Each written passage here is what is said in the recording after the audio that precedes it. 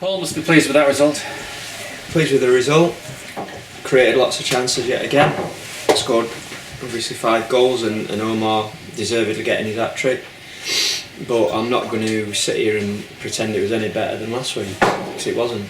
We played better last week and lost the game 2-1. So we're just talking taking chances and defensive errors again? Or?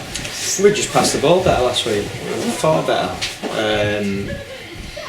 We looked dangerous when we did get it down and play. Scored some very good goals today. Dom's, Luke Summerfield's is a great goal that the fans cheer, but I'm not sure everyone fully appreciates, what it is that he's done.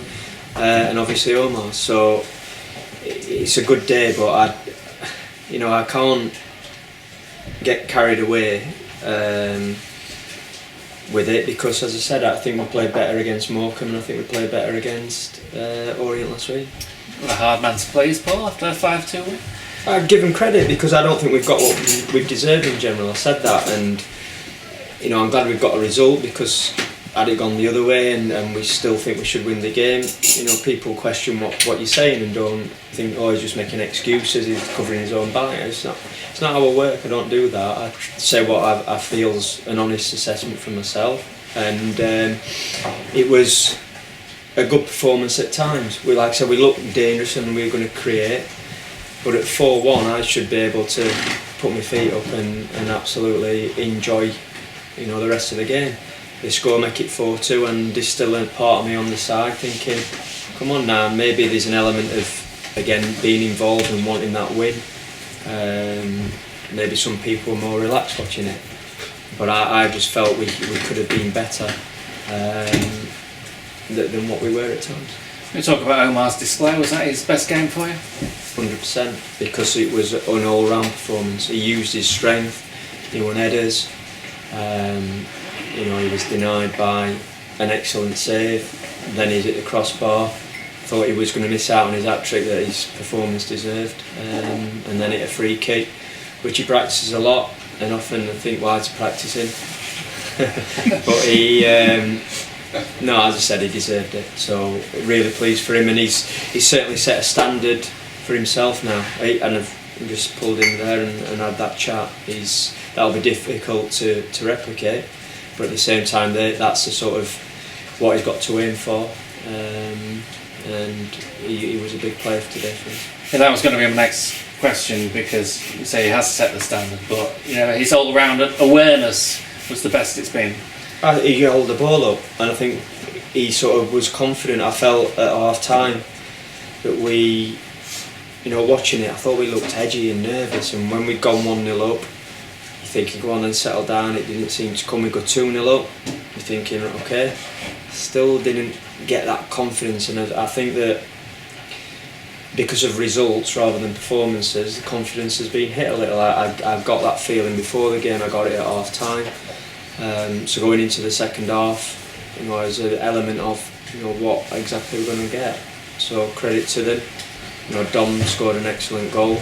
It gives that bit of a cushion, and then we get the next one. So I've just told them there they need to draw confidence from that.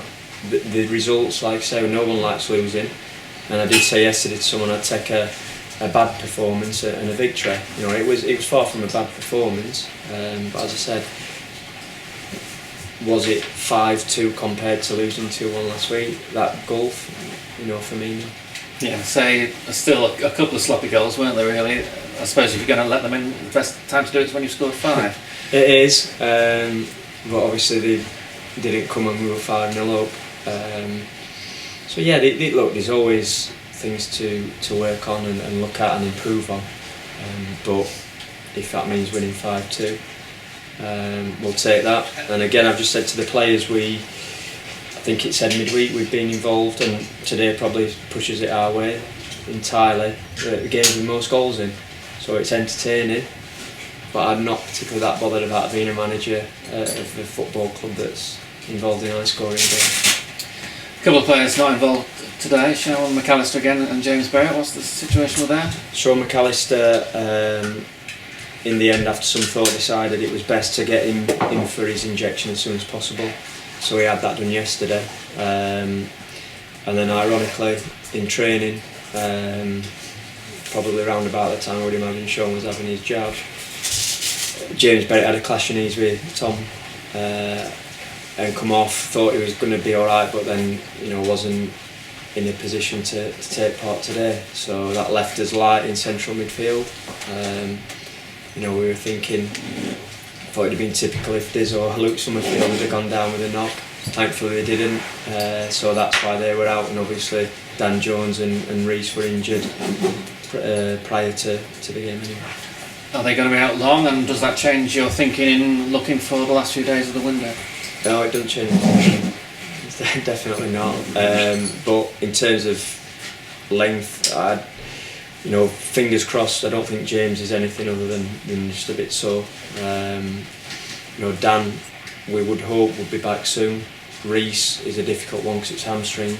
And Sean, we know he's realistically going to be a couple of weeks. So on that one at least, we've got a bit, clear indication of what should happen at least.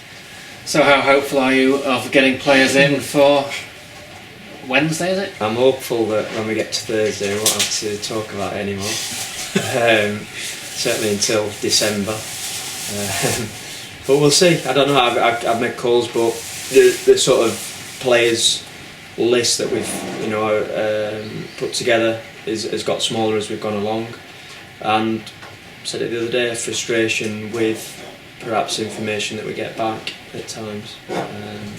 So we'll see.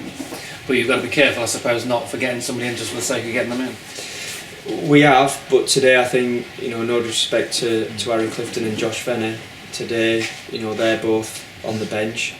I'd only got Max Wright, who wasn't in the match day squad, who again hasn't obviously kicked a ball first year pro for the first team, apart from pre-season.